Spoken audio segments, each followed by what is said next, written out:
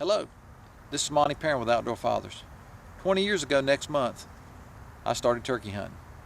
That first day I went out and got a bird. Didn't know what I was doing, but I was excited and I was hooked. 20 years later, I've spent some time in the woods and I've learned a thing or two. One thing I've learned is as the season progresses, turkeys will go through changes. When the season first starts up, most of the gobblers, particularly the dominant birds, the ones that are doing most of the gobbling, are going to have hens. That's a real frustrating time. That's the time when you'll hear hunters come back from the woods and say, well, heard a turkey, he gobbled a few times on the roost, and after fly down time I never heard him again. You know why they didn't hear him again? Because he was probably roosted inside of his hens. All he needed to do was gobble a couple times to get their attention, and they probably started pitching out toward him, and he just flew down and spent the day with them. That's the time of year when the hens are really wanting to be with the gobbler. That's the time of year when they're breeding. But as the season progresses, they're going to go through changes. And as the season progresses, they're going to start building their nests. They're going to start laying eggs. They're going to start incubating. And at that point in time, the gobblers are going to get a little bit more receptive maybe to calling. They're going to start gobbling more. But until they do, you need to know how to hunt a gobbler who's got plenty of hens. In my opinion, there's 3 good tactics that you can use during that time. One of them is just be where they want to end up after they fly down. If you can get in their way, is what I call it, then you can make your calling look real good. And while we're on calling, I personally believe that calling might be 20% of the game. The rest of it is knowing what the turkeys want to do that time of year and good woodsmanship. So if you can get in a situation where when those turkeys fly down, the hens are going to want to be where you're at.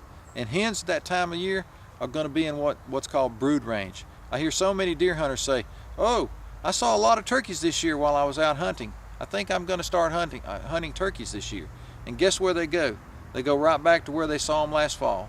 Well, last fall, they were probably hunting in a place where deer were frequenting. And there was probably acorns or things like that the deer are attracted to. And guess what? Turkeys are attracted to those things at that time of year too. They're not necessarily coming to those areas in the spring. What they're going to be around is brood range. That's the range where the hens are going to nest. That's areas where they can hide, maybe in some brushy grass or a cutover or utility right away. They can hide their nest, they can hide themselves, but the sun hits the ground because they instinctively know that when their poults hatch, that they are wet and they need to get dry. They don't reason that out, it's by instinct.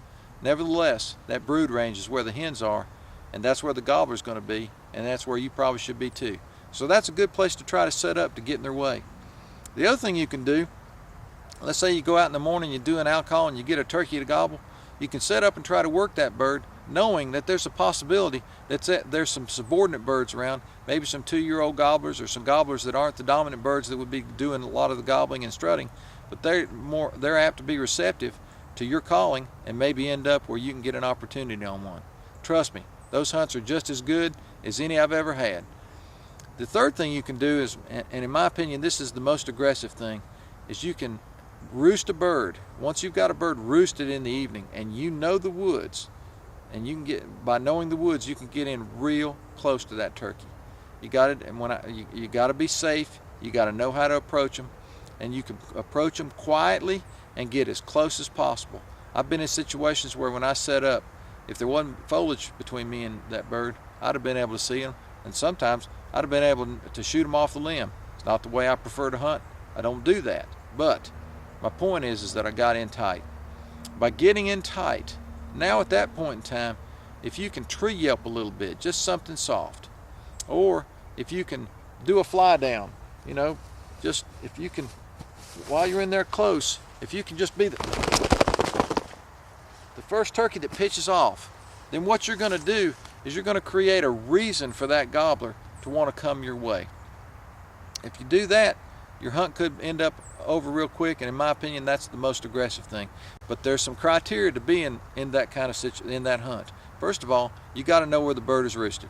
Second of all, you got to know the woods well enough to get in tight to them, and you need to be safe doing it.